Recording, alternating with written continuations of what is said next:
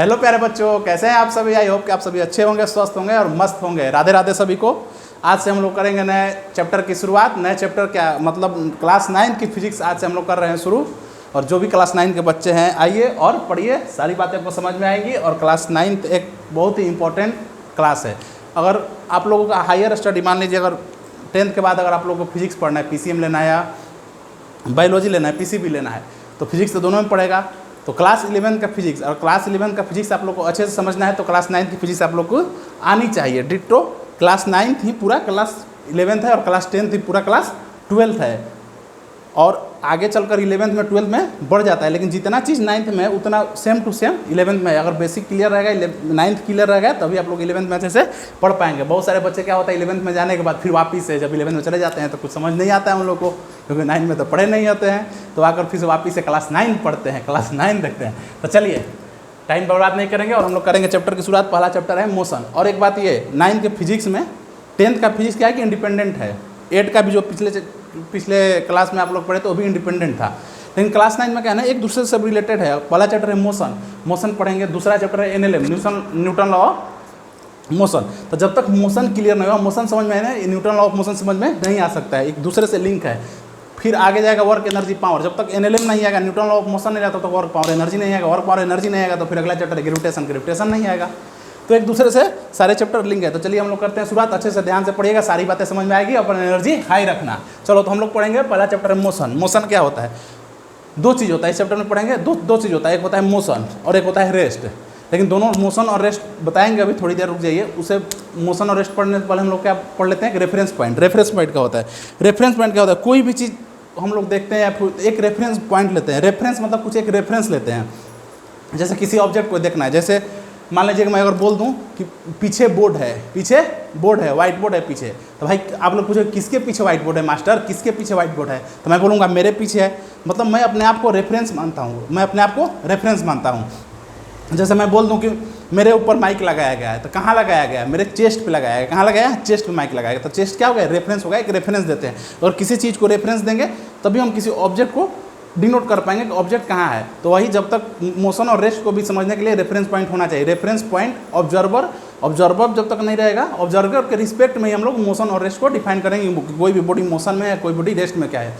चिंता मत करो, मोशन रेस्ट क्या होता है ऐसे मत देखो ध्यान से, थोड़ी देर में बताएंगे मोशन रेस्ट क्या है। तो पहले रेफरेंस पॉइंट देखते हैं। रेफरेंस पॉइंट को जनरली हम लोग क्या मानते हैं? फिक्स पॉइंट मानते हैं। रेफरेंस पॉइंट को फिक्स पॉइंट मानते हैं, लोकेशन मानते हैं, ऑब्जेक्ट का लोकेशन मानते हैं। जैसे देखो क्या है, reference point is a fix point. Reference point मतलब fix point considered in the line, surface और प्लेन। लाइन, सरफेस, प्लेन, इसका मतलब क्या है? लाइन मतलब कि 1D, लाइन मतलब 1D, सरफेस मतलब प्लेन, सरफेस मतलब प्लेन मतलब 2D और स्पेस मतलब 3D। सो दैट इसको क्या मानते हैं? रेफरेंस पॉइंट को एक फिक्स पॉइंट मानते हैं, जो कि लाइन भी हो सकता है, सरफेस भी होता है और स्पेस भी हो सकता है, 1D 2D 3D कुछ भी हो सकता है। So that motion can be described easily, जिससे चलते हम लोग मोशन को इजीली डिस्क्राइब करते हैं by locating the position of the object. Position of object reference point मानकर हम किसी ऑब्जेक्ट को डिफाइन कर सकते हैं वो मोशन में है या फिर रेस्ट में है। जैसे आइए हम लोग समझते हैं। अभी तो एक बात बताया कि जैसे मैं बोला कि माइक मेरे बॉडी पर लगा हुआ है, तो मेरे बॉडी पे कहाँ लगा हुआ है? तो चेस्ट पे लगा हुआ है। तो चेस्ट को मैंने रेफरेंस माना। मेरे पीछे बोर्ड है, तो किसके पीछे बोर्ड है? तो मेरे पीछे बोर्ड है। यार पीछे बोर्ड है, इसके कहने से थोड़ी कुछ होगा, उसको एक रेफरेंस पॉइंट देना पड़ेगा। चलिए एक एग्जाम्पल लेते हैं। जैसे मान लो कि ये हो गया 0 हो गया, ये -1 हो गया, ये -2 हो गया, ये 1 हो गया, इसको 2 मान लेते हैं। यहाँ पर 3 लेते हैं, मान लेते हैं। यहाँ पर किसका? यहाँ पर रामलाल का घर है, यहाँ पर रामलाल का घर है। तो रामलाल से पूछा गया, रामलाल कौन? रामलाल तुम लोग रामलाल हो। जैसे रामलाल से पूछा गया, मजाक से हट के चलो, रामलाल से पूछा गया उसके घर का लोकेशन। तो क्या बताया? मेरे घर का लोकेशन क्या है? x = 2 पे। उस घर के लोकेशन वो अपना क्या बताया? x = 2 पे। अच्छा ठीक है, अगर कोई बोला कि x = 2 पे मेरे घर का लोकेशन है, तो आदमी इजीली समझ जाएगा कि ये रेफरेंस पॉइंट है। इसको 0,0 ये मान लो कि रेफरेंस पॉइंट है। और ये 1 हो गया, +1 हो गया, ये +2 हो गया, ये +1 हो गया, ये +2 हो गया। तो कोई बोलेगा कि मेरा घर का लोकेशन +2 पे है, +2 इसका मतलब हम इजीली कर समझ जाएंगे कि +2 यहाँ पर घर का लोकेशन है। लेकिन मान लो कि यही बात घर सेम है, घर का लोकेशन हम लोग चेंज नहीं कर रहे हैं, बट हम लोग केवल क्या बोलते हैं? रेफरेंस पॉइंट ही चेंज कर देते हैं। घर का लोकेशन सेम है, घर का वहीं है। लेकिन मान लो कि यहाँ वो 0 का दिए, 1 2 3 4 5। तो क्या आप घर का लोकेशन, अगर कोई बोलेगा x बराबर 2 तो क्या सही लोकेशन में पहुंच पाएंगे? नहीं पहुंच पाएंगे। x बराबर 2 तो यहाँ है, लेकिन घर का लोकेशन तो x बराबर 4 पे है। तब जो नया घर का लोकेशन हो गया, रेफरेंस पॉइंट चेंज होने के चलते, घर का जो नया लोकेशन हो गया वो क्या हो गया?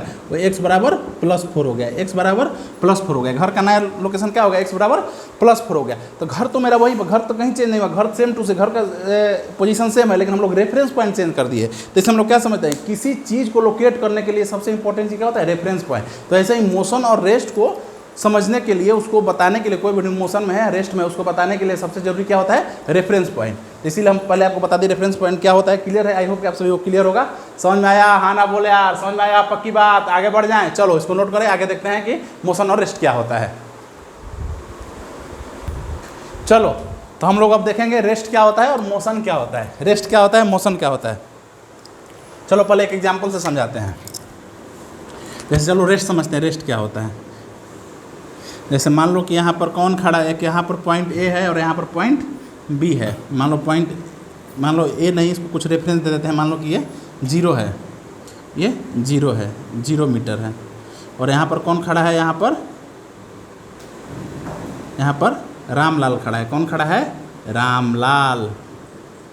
यहाँ पर कौन खड़ा है? रामलाल। और यहाँ पर मान लो कि 10 मीटर ले लेते हैं, यहाँ से 10 मीटर ले लेते हैं। और यहाँ पर कौन खड़ा है? यहाँ पर कौन खड़ा है? यहाँ पर मान लो माधुरी दीक्षित खड़ी है। माधुरी दीक्षित, यहाँ पर कौन खड़ा है? माधुरी दीक्षित। रामलाल माधुरी दीक्षित को देखकर बहुत खुश हुआ, अति प्रसन्न हुआ, प्रफुल्लित हो गया। रामलाल माधुरी दीक्षित को देखकर अति प्रसन्न हो गया। तो रामलाल देखा, यहाँ पर रामलाल था, उसके 10 मीटर दूर पर माधुरी जी थी। उसके 10 मीटर दूर पे कौन था? माधुरी जी थी। रामलाल के 10 मीटर दूरी पर माधुरी जी थी। रामलाल देखा, अभी एक पॉइंट पे देखा, मान लो कि यहाँ पर 0 सेकंड हो रहा था, 0 सेकंड हो रहा था। 0 सेकंड पर रामलाल देखा माधुरी जी की दूरी 10 मीटर थी। फिर थोड़ा दूर रुका, सोचा माधुरी जी मेरे तरफ आएंगी या फिर माधुरी जी कहीं जाएंगी तो माधुरी जी के पीछे पीछे मैं जाऊँगा, अगर दूसरी तरफ जाएंगे और मेरे पास आएंगी तो मैं तो बहुत खुश हो रहा था मन ही मन।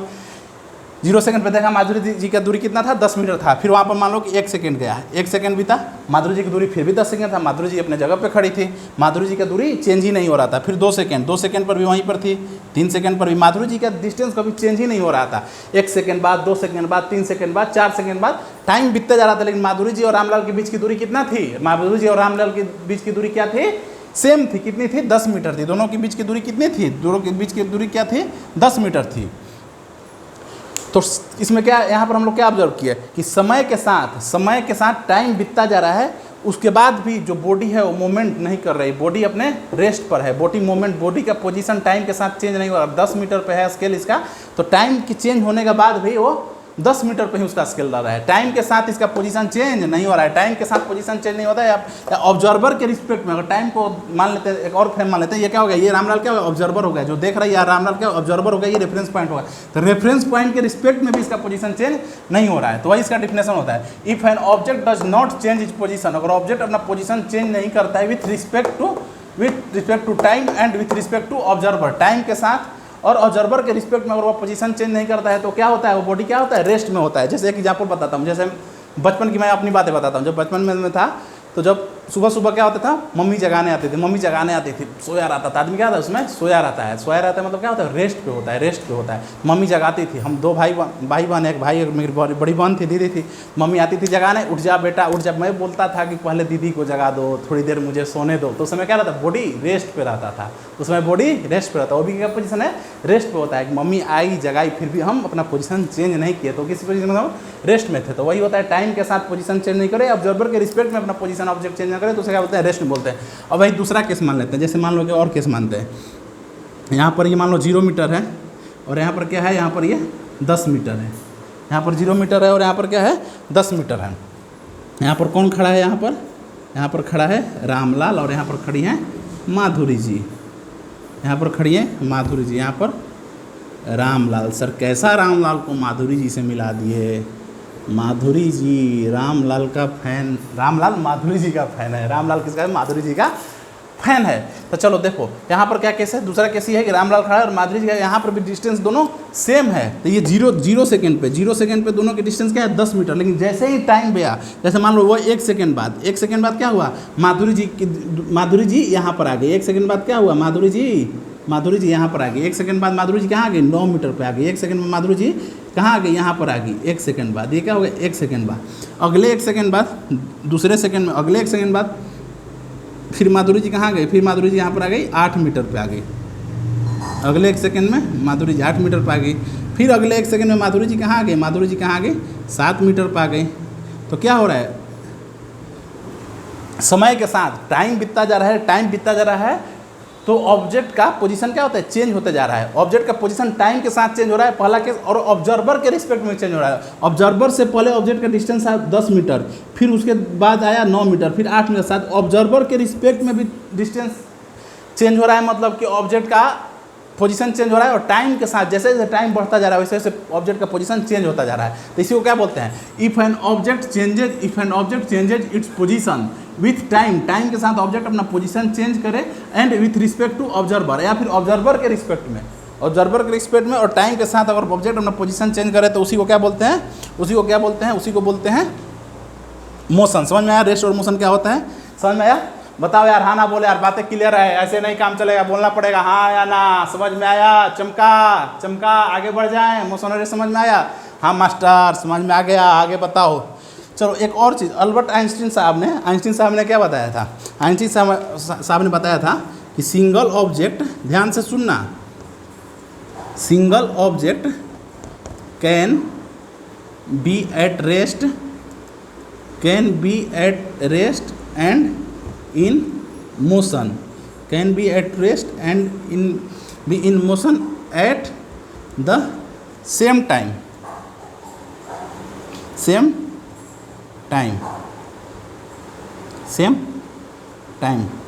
depending on the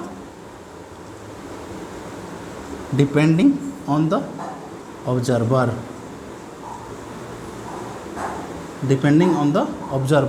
कोई भी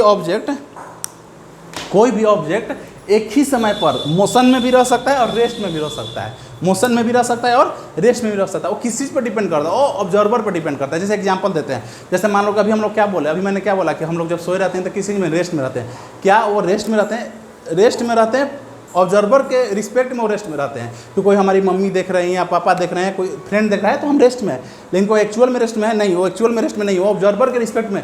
वैसे तो पूरी धरती क्या करती है, सन की परिक्रमा करती है, सन के चारों तरफ धरती घूम रही, तो अगर पूरी धरती घूम रही तो धरती पर ही इंडिया है, इंडिया में ही तुम्हारा स्टेट है, तुम्हारे स्टेट के अंदर सिटी है, सिटी के अंदर घर है, तो धरती पर ही है।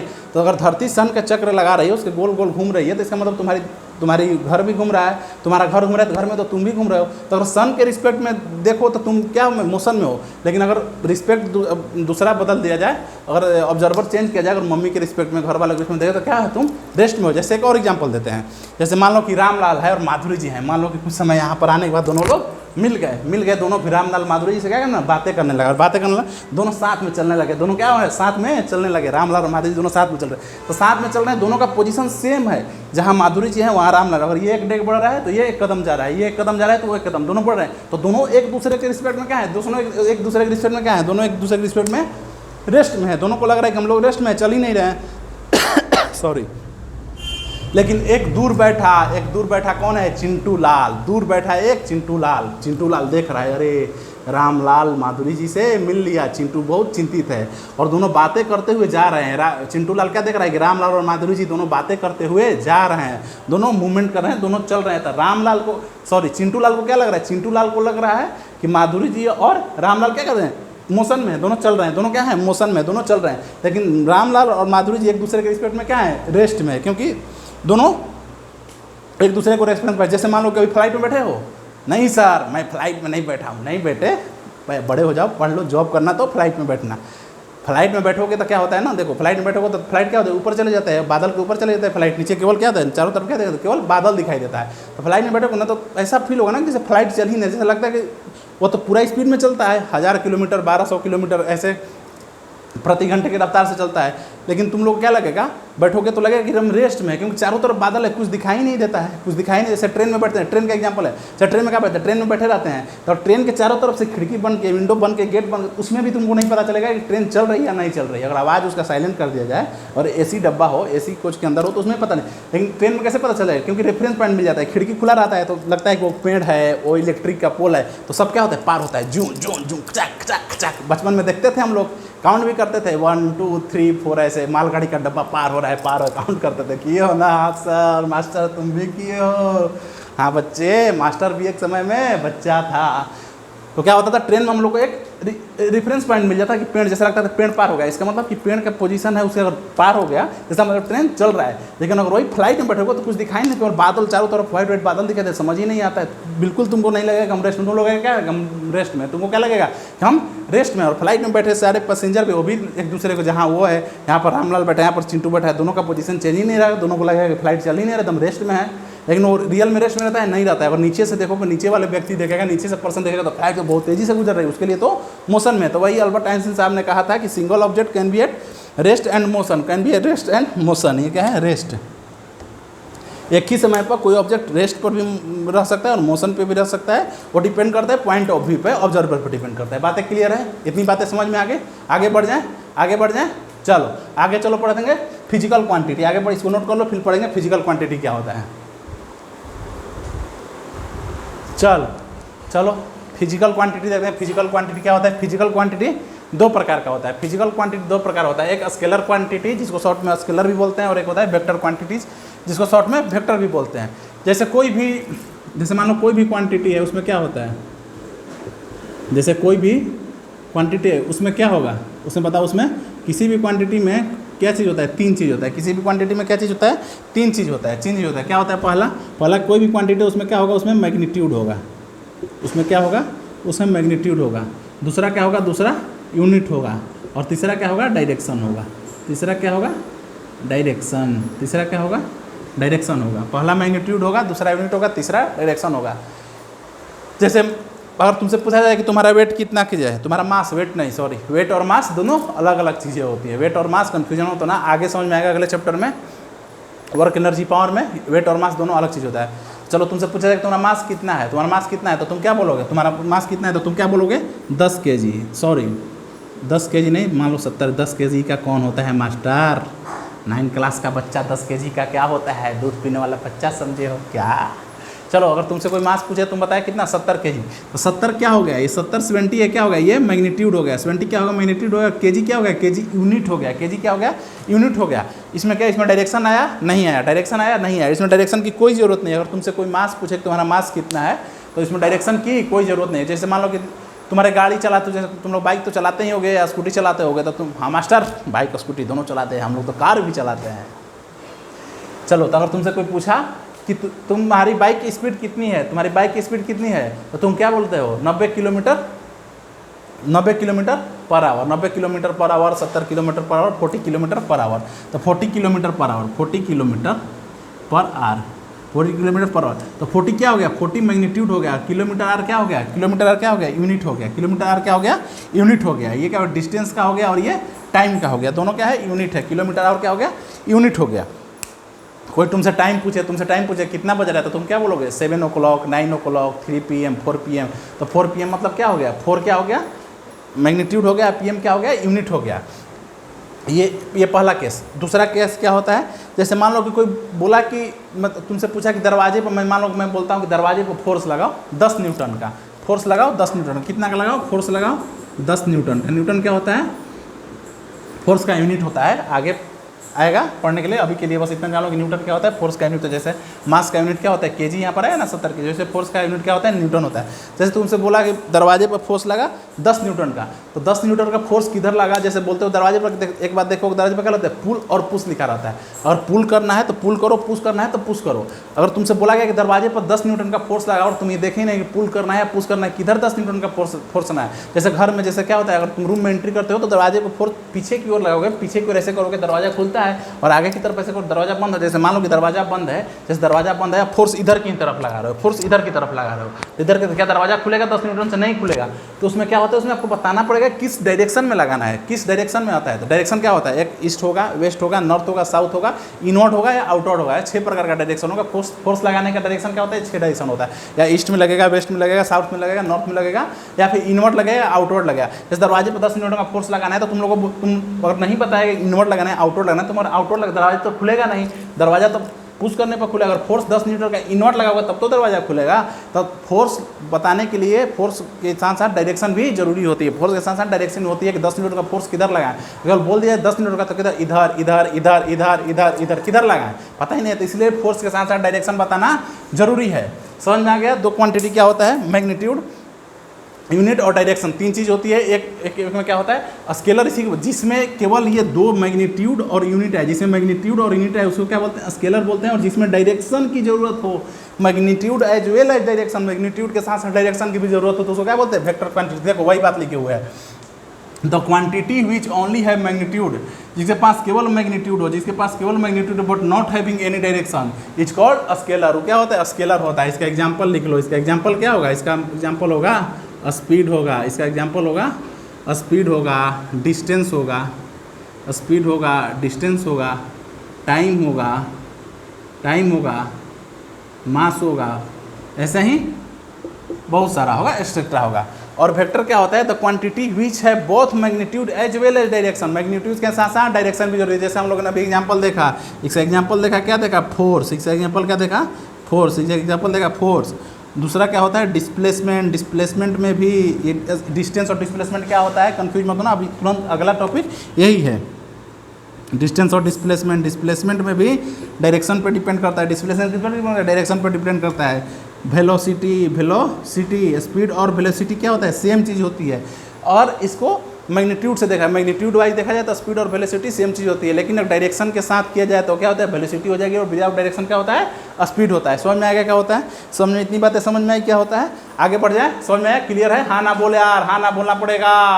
एनर्जी हाई रखो, बोल भारत माता की जय। समझ में आया? आगे बढ़ जाएँ। समझ में आया? फिजिकल क्वांटिटी की 2 प्रकार के, स्केलर और वेक्टर। स्केलर में क्या होता है, ओनली मैग्नीट्यूड की जरूरत है, वेक्टर में क्या होता है, मैग्नीट्यूड के साथ डायरेक्शन की भी जरूरत होती है। जैसे फोर्स अभी एग्जांपल दिया, और आगे पढ़ेंगे। अब ये है कैसे, चलो बताते हैं, डिस्टेंस क्या होता है और डिस्प्लेसमेंट क्या होता है। अगला टॉपिक क्या पढ़ेंगे, डिस्टेंस और डिस्प्लेसमेंट, तब तक इसे नोट कर लो। चलो देखते हैं, पैरामीटर ऑफ मोशन। मोशन का पैरामीटर क्या होता है, पैरामीटर 2 होता है, एक होता है डिस्टेंस और एक होता है डिस्प्लेसमेंट। अभी बताया डिस्टेंस और डिस्प्लेसमेंट। जैसे पहले एग्जांपल से देखो समझते हैं। जैसे मान लो कि यहाँ पर क्या है, टाउन ए है, एक मान लो टाउन ए है, यहाँ पर टाउन ए है, और यहाँ पर क्या है, टाउन बी है, यहाँ पर टाउन बी है, यहाँ पर टाउन ए और टाउन बी है। और दोनों के बीच में क्या है, दोनों के बीच में मान लो एक पहाड़ी है, दोनों के बीच में क्या है, दोनों के बीच में मान लो एक बड़ा सा एक पहाड़ी है। दोनों के बीच में टाउन ए और टाउन के बीच में एक, दोनों से बीच की पहाड़ी है। और टाउन ए और टाउन बी के बीच की डिस्टेंस कितनी है, टाउन ए और टाउन बी के बीच की डिस्टेंस कितना है, मान लो 10 किलोमीटर। मान लो कोई तुम्हारा 4 व्हीलर है, जैसे तुमने अभी बोला कि हम लोग तो सर 4 व्हीलर भी चलाते हैं, हम लोग कार भी चलाते हैं। जैसे मान लो तुम टाउन ए में रहते हो और तुमको टाउन बी में अपने कार से जाना है, तो यहाँ पर तो पहाड़ी है, पहाड़ी से तो जा नहीं सकते हो, तो एक रास्ता है, और इधर से घूमते हुए तुम्हारी गाड़ी गई, तुम्हारी गाड़ी मान लो ये है तुम्हारी 4 व्हीलर, ये क्या है, 4 व्हीलर है, चूहा नहीं है, 4 व्हीलर है। ये तुम्हारी मान लो टाउन ए से टाउन बी में गए, और जाने यहाँ से यहाँ की डिस्टेंस क्या, और बाई रोड गए तो कितना हुआ, दोनों की डिस्टेंस टाउन ए से टाउन बी के जाने के बीच की दूरी कितना लगी तुम लोग को, 25 किलोमीटर, लेट से 25 किलोमीटर। तो हम लोग क्या बोलेंगे, डिस्टेंस क्या होता है, डिस्टेंस होता है कि टाउन ए से टाउन बी, मतलब हम लोग जितना दूरी ट्रेवल किए, एक पॉइंट से लेके दूसरे पॉइंट तक जाने में बीच में हम लोग जितना रास्ता तय किए, जितना दूरी तय किए, टोटल को अगर सम कर देंगे हम लोग तो उसको क्या बोलते हैं, उसको डिस्टेंस बोलते हैं। जितना हम ट्रेवल किए, जितना ट्रेवल किए, मान लो कि ऐसे नहीं जाकर ऐसे जाते, ऐसे पहले यहाँ गए, यहाँ से घूम कर यहाँ आए, घूम कर यहाँ आए, घूम कर यहाँ आए, फिर वापस से आ गए, मान लो ये लेट से 80 किलोमीटर लगा, 80 किलोमीटर लगा, गए तो टाउन ए से टाउन बी ही, लेकिन डिस्टेंस इतना ट्रेवल किए, पहले ऐसे इधर गए, इधर हो गए, अब 80 किलोमीटर, टोटल डिस्टेंस कितना, यहाँ से यहाँ कुछ दूरी होगा, यहाँ से यहाँ कुछ दूरी होगा, यहाँ से यहाँ दूरी होगा। तो क्या होता है कि डिस्टेंस क्या होता है कि इनिशियल पॉइंट जहाँ से चले और जहाँ तक गए, दोनों के बीच में जाने के दौरान जितना डिस्टेंस हम लोग कवर किए, टोटल के सम को हम लोग क्या बोलते हैं, टोटल के सम को डिस्टेंस बोलते हैं। तो टाउन ए से टाउन बी के जाने के बीच 25 किलोमीटर हम लोग का लगता है, क्या हो गया, ये हो गया, ये हो गया डिस्टेंस, ये हो गया डिस्टेंस। और डिस्प्लेसमेंट क्या होता है, shortest path between initial and final point.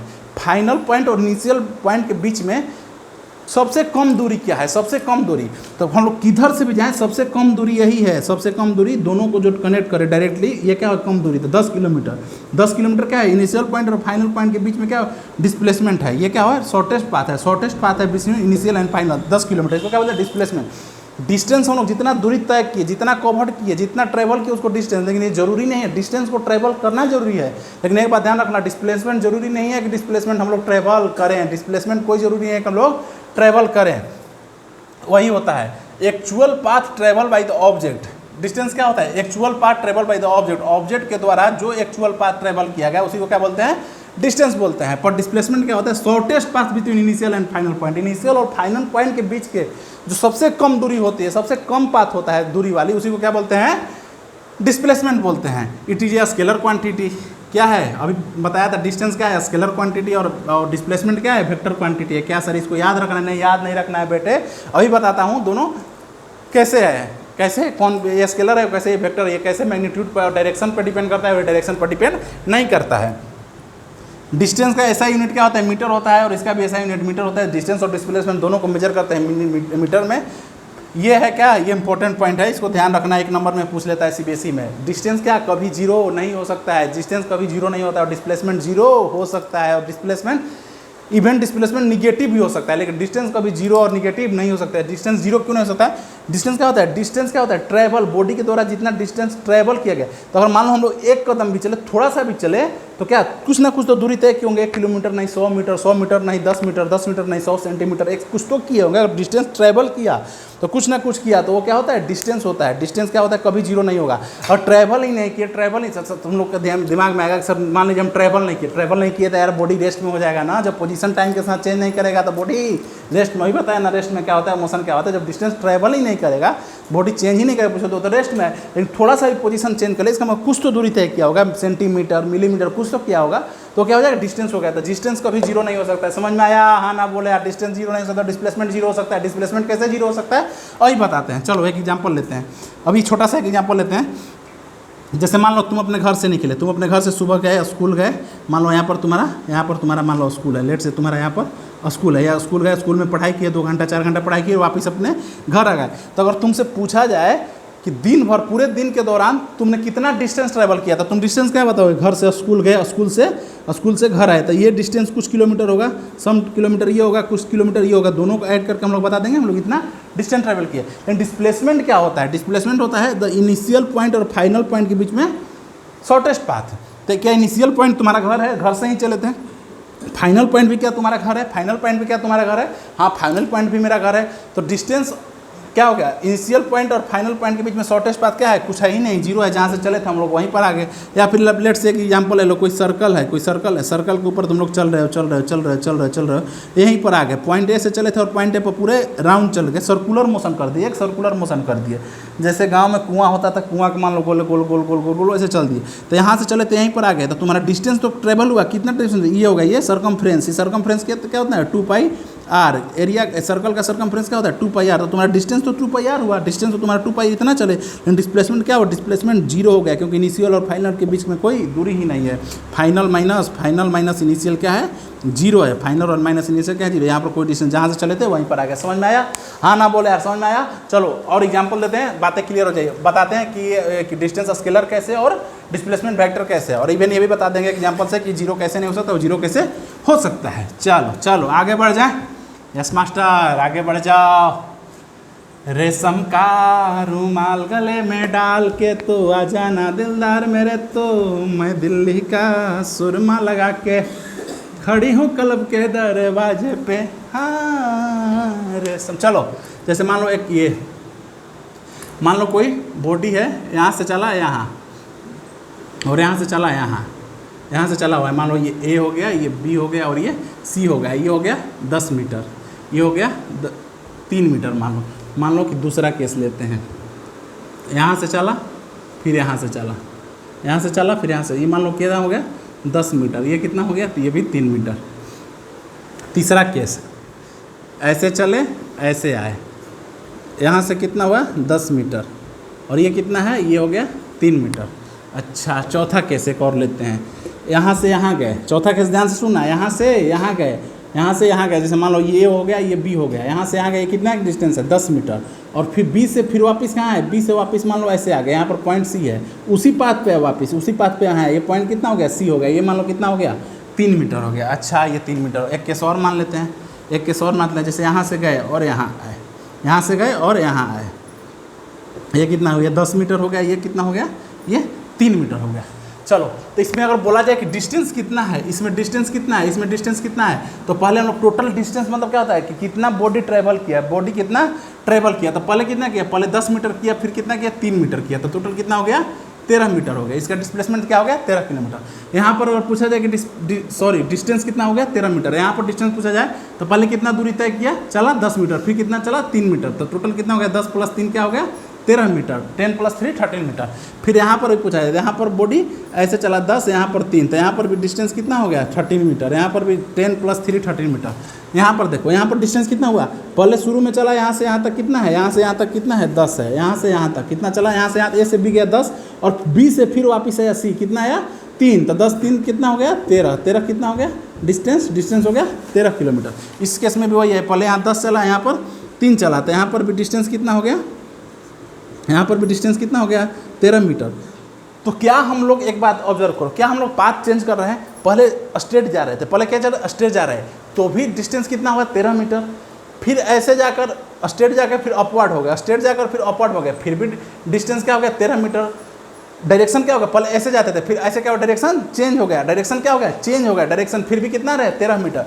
यहाँ पर ऐसे गए, फिर ऐसे मान लो सम एंगल थीटा से ऐसे घूमकर फिर 3 मीटर थे, फिर भी डिस्टेंस 13 आ गया, डायरेक्शन चेंज हो रहा है, फिर भी डिस्टेंस, यहाँ पर सीधा गए फिर वापस आए, फिर भी 13 आ रहा है, यहाँ जाकर फिर नीचे आ गए सम एंगल थीटा पे, फिर भी 13 आ रहा है। इसका मतलब क्या ऑब्जर्व किए कि हम लोग डायरेक्शन चेंज कर रहे हैं, अपना डायरेक्शन चेंज कर रहे हैं, डायरेक्शन चेंज है, मैग्नीट्यूड तो सेम है, सबका मैग्नीट्यूड सेम है, 10 3 10 3 10 3 चल रहा है, 2 टुकड़ों में चल रहे हैं, पहले में 10 और दूसरे में 3, तो मैग्नीट्यूड सेम है, बट डायरेक्शन हम लोग चेंज कर रहे हैं। तो क्या डायरेक्शन के चेंज करने के बाद भी डिस्टेंस चेंज हो रहा है, नहीं डिस्टेंस चेंज नहीं हो रहा है, क्यों, क्योंकि वो डायरेक्शन पर डिपेंड नहीं करता है, इसीलिए क्या होता है स्केलर क्वांटिटी। अब समझ में आया, हाँ ना बोले यार, चमका नहीं चमका, हाँ ना बोले यार, बोल भारत माता की जय।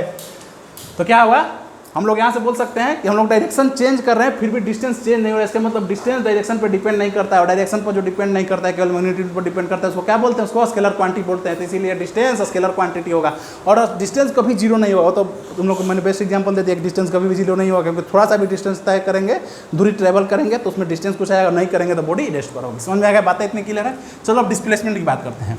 इस केस में देखो, इस केस में क्या है, इस केस में क्या है, यहाँ से यहाँ गए, यहाँ से यहाँ गए, तो इनिशियल और फाइनल ये क्या हो गया, ये मान लो इनिशियल हो गया, ये क्या हो गया फाइनल हो गया। तो इनिशियल और फाइनल के बीच के जो शॉर्टेस्ट पाथ है, तो ये सेम है 10 मीटर, और ये डिस्प्लेसमेंट को डिनोट करते हैं छोटा एस से, और डिस्टेंस को डिनोट करते हैं। ये बात ध्यान रखना, पीछे मैंने लिखवाया हुआ था, देख लेना। डिस्टेंस को कैपिटल डी से और डिस्प्लेसमेंट को स्मॉल एस से क्यों करते हैं, क्योंकि कैपिटल एस को स्पीड को डिनोट करते हैं, स्पीड किससे डिनोट करते हैं, कैपिटल एस से, इसीलिए डिस्प्लेसमेंट को डिनोट करते हैं स्मॉल एस से। कंफ्यूज होना ना, डिस्प्लेसमेंट स्मॉल एस और कैपिटल एस से स्पीड डिनोट करते हैं, और डिस्टेंस को डी से डिनोट करते हैं। यहाँ पर क्या है, यहाँ पर डिस्प्लेसमेंट क्या है, जितना डिस्टेंस होगा उतना डिस्प्लेसमेंट होगा। यहाँ पर डिस्प्लेसमेंट क्या है, यहाँ पर डिस्प्लेसमेंट 13 मीटर हो गया। और एक बात यहाँ पर ध्यान रखना, एक बात और ध्यान रखना, जब भी हम स्ट्रेट पाथ पर चलेंगे, सीधी लाइन पर स्ट्रेट लाइन पर चलेंगे, तो वहाँ पर डिस्टेंस और डिस्प्लेसमेंट दोनों सेम होगा। अगर मान लो हम कभी टर्न नहीं लिए, कभी घूमे नहीं, तो जब भी हम अगर सेम स्ट्रेट पाथ पर चलेंगे, तो वहाँ पर डिस्टेंस और डिस्प्लेसमेंट दोनों हमेशा सेम होगा। ये क्या है, यूनिवर्सल ट्रूथ है, अगर स्ट्रेट पाथ होगा तो डिस्प्लेसमेंट सेम होगा। चलो यहाँ पर आते हैं, डिस्टेंस 13 मीटर और डिस्प्लेसमेंट क्या होगा, डिस्प्लेसमेंट होगा शॉर्टेस्ट पाथ क्या है, इनिशियल और फाइनल का, ये शॉर्टेस्ट पाथ है, ये शॉर्टेस्ट क्या, इसको निकाल लेंगे। इसको निकालने का क्या होता है, अंडर रूट क्या होता है 10 का स्क्वायर प्लस 3 का स्क्वायर, ये क्या हो गया 100 हो जाएगा, और ये 9 हो जाएगा, ये कहो 109। ऐसे कुछ मैं एग्जैक्ट नहीं, 109 मतलब ये क्या होता है 10 से थोड़ा सा ज़्यादा, 11 से 10 और 11 के बीच में 10.3 ऐसे कर, 10.3 10.2 ऐसे करके सर, तो 10 पॉइंट, तो क्या 10 पॉइंट आ रहा है। डिस्प्लेसमेंट क्या आ रहा है, डिस्प्लेसमेंट 10 पॉइंट समथिंग आ रहा है, 10 पॉइंट समथिंग आ रहा है, 10 पॉइंट समथिंग आ रहा है, 10 पॉइंट लेट से 3 मान लो, 10 पॉइंट समथिंग आ रहा है, 10 पॉइंट समथिंग आ रहा है। डिस्प्लेसमेंट यहाँ पर क्या है, वही यहाँ पर 13 आया, यहाँ पर 10 पॉइंट कुछ आया, यहाँ पर करेंगे तो यहाँ पर भी सम डिफरेंट आएगा, यहाँ पर करेंगे यहाँ पर डिस्प्लेसमेंट कितना आएगा, यहाँ पर डिस्प्लेसमेंट कितना आएगा, यहाँ पर पहले यहाँ से यहाँ गए, यहाँ से आए, लेकिन हम लोग फाइनल क्या है, फाइनल पॉइंट सी पर है, पॉइंट सी पर है, और पॉइंट सी और इनिशियल और फाइनल के बीच की दूरी कितना है, अगर ये टोटल 10 है, 10 में से 3 घटा देंगे तो कितना होगा 7 मीटर, कितना होगा 7 मीटर। यहाँ पर डिस्प्लेसमेंट कितना आया 7 मीटर, यहाँ पर फाइंड करेंगे तो यहाँ पर भी कुछ डिस्प्लेसमेंट आएगा, यहाँ पर भी कुछ डिस्प्लेसमेंट आएगा, तो यहाँ 10 आ रहा है, यहाँ पर 7 आ रहा है, यहाँ कुछ और आ रहा है, यहाँ कुछ और आ रहा है, यहाँ पर 13, यहाँ पर कुछ और आ रहा है। तो इसका मतलब कि हम लोग डायरेक्शन चेंज कर रहे हैं, इसका मतलब हम लोग डायरेक्शन चेंज कर रहे हैं, तो हम लोग का क्या हो रहा है, डिस्प्लेसमेंट चेंज हो रहा है, डायरेक्शन चेंज कर रहे हैं तो डिस्प्लेसमेंट चेंज हो रहा है, उसमें मैग्नीट्यूड्स के साथ साथ डायरेक्शन भी जरूरी है। इसीलिए अगर डिस्प्लेसमेंट मैग्नीट्यूड और डायरेक्शन पर भी डिपेंड कर रहा है तो डायरेक्शन डिपेंड करता है, इसका मतलब वेक्टर क्वांटिटी डायरेक्शन पर डिपेंड करता है, इसीलिए डिस्प्लेसमेंट क्या है, वेक्टर क्वांटिटी है। समझ में आया? आना बोले यार चमका चमका, आना बोले यार आगे बढ़ जाए। चलो आगे बढ़ जाते हैं, समझ में आया इतनी बात? अब समझ में आ गया डिस्टेंस और डिस्प्लेसमेंट कैसे होता है, और डिस्प्लेसमेंट जीरो भी हो सकता है, डिस्प्लेसमेंट निगेटिव कैसे हो सकता है।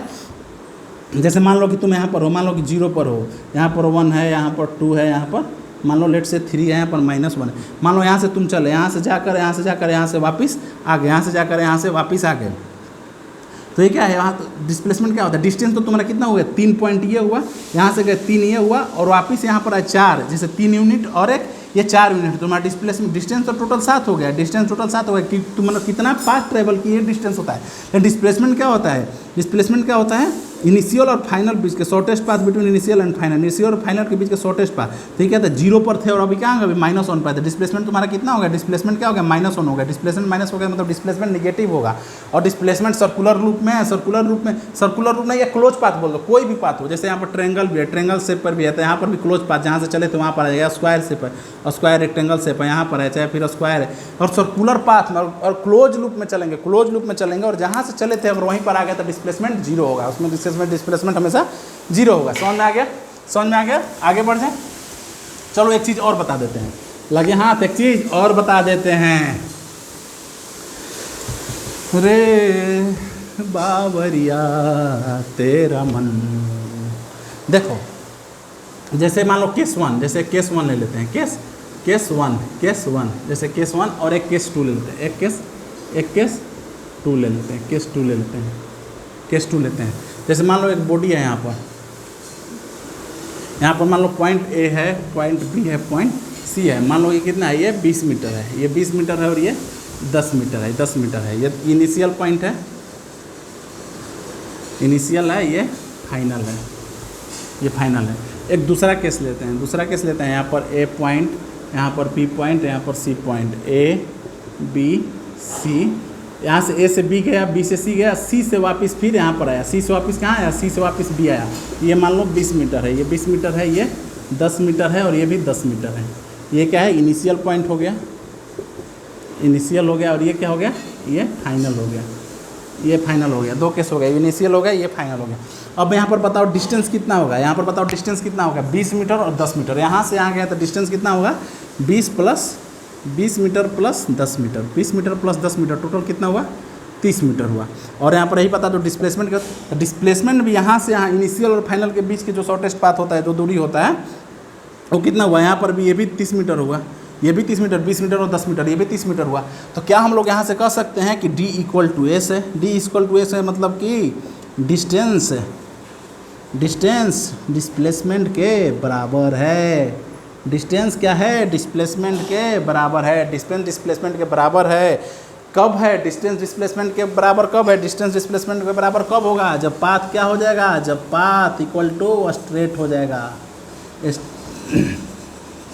जब पाथ स्ट्रेट हो जाएगा, जब पाथ स्ट्रेट हो जाएगा तो डिस्टेंस डिस्प्लेसमेंट के बराबर हो जाएगा। देखो जब पाथ स्ट्रेट है, कहीं घूमेंगे नहीं, 2 ही केस होता है, 2 केस, या तो हम लोग चलेंगे तो या स्ट्रेट पाथ पर चलेंगे, या फिर कहीं घूम गए तो स्ट्रेट पाथ नहीं रहता, 2 ही केस, या तो स्ट्रेट होगा या तो स्ट्रेट नहीं होगा। अगर स्ट्रेट हुआ तो डिस्टेंस और डिस्प्लेसमेंट दोनों बराबर होंगे, डिस्टेंस और डिस्प्लेसमेंट दोनों बराबर होंगे। दूसरा केस, यहाँ पर डिस्टेंस है, तो यहाँ पर डिस्टेंस क्या है, 20 मीटर सॉरी, यहाँ पर कितना हुआ, 20 से सी गए 10 मीटर, 20 से सी गए 10 मीटर, और सी से फिर वापस बी पाए तो फिर कितना हो गया, 10 मीटर। तो टोटल कितना हुआ, 10 + 20 + 10 कितना हुआ, 40 मीटर, टोटल कितना हुआ, 40 मीटर। पर वहीं डिस्प्लेसमेंट कितना हुआ, डिस्प्लेसमेंट ये स्मॉल s है, डिस्प्लेसमेंट कितना हुआ, यहाँ से यहाँ कहते हैं वापिस कितना गए नहीं मतलब है, लेकिन इनिशियल यहाँ है और फाइनल यहाँ है, इनिशियल यहाँ है फाइनल यहाँ है, तो दोनों के बीच की दूरी कितना है 20 मीटर, दोनों के बीच की दूरी है कितना 20 मीटर। तो यहाँ पर हम लोग क्या कह सकते हैं कि डी क्या है, डिस्प्लेसमेंट क्या है, जैसे मान लो डिस्प्लेसमेंट लेस दैन डी है, डिस्प्लेसमेंट ये 20 है और ये 40 है, तो 20 क्या है छोटा है, तो डिस्प्लेसमेंट क्या होगा,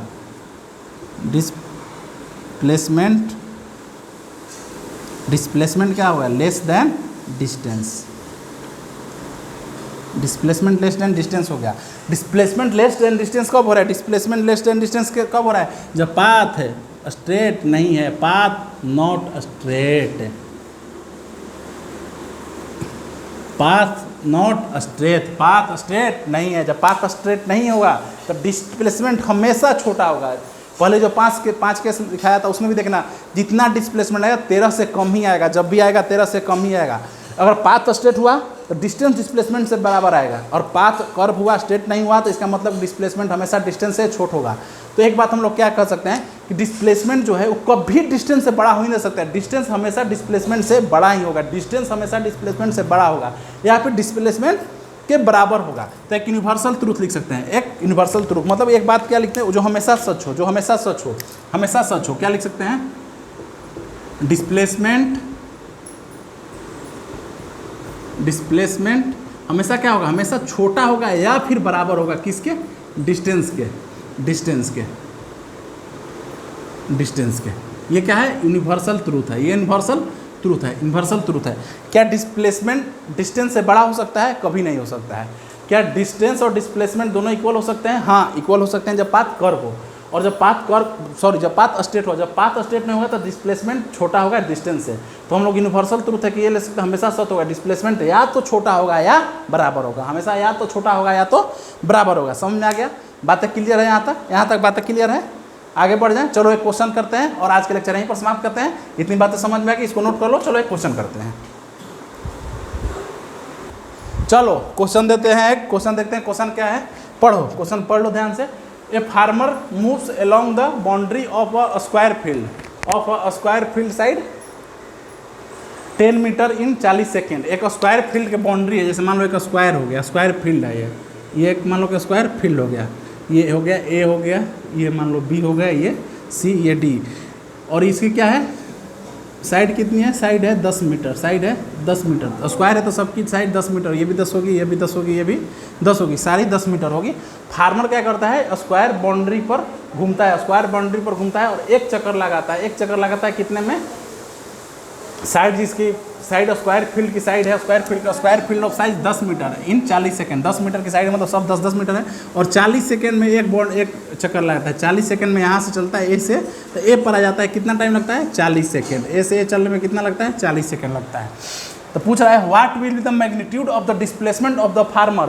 डिस्प्लेसमेंट पूछ रहा है फार्मर का at the end of the 2 minute और 20 सेकंड। अगर वो 2 मिनट अगर यहाँ से चला और 2 मिनट और 20 सेकंड चलेगा तो बताओ उसकी डिस्प्लेसमेंट का मैग्नीट्यूड क्या होगा, मतलब उसका डिस्प्लेसमेंट क्या है। 2 मिनट मतलब क्या हो गया, 2 मिनट मतलब 120 सेकंड, 60 सेकंड में 1 मिनट, 2 में 60 × 2 20 सेकंड, प्लस ये क्या हो गया 20 सेकंड, प्लस क्या हो गया 20 सेकंड, टोटल कितना हो गया 140 सेकंड। अगर 140 सेकंड चलेगा तो कितना डिस्प्लेसमेंट का मैग्नीट्यूड तय करेगा। तो 40 सेकंड चल रहा है तो यहाँ आ रहा है 40 सेकंड, जैसे मान लो कि 40 सेकंड फर्स्ट राउंड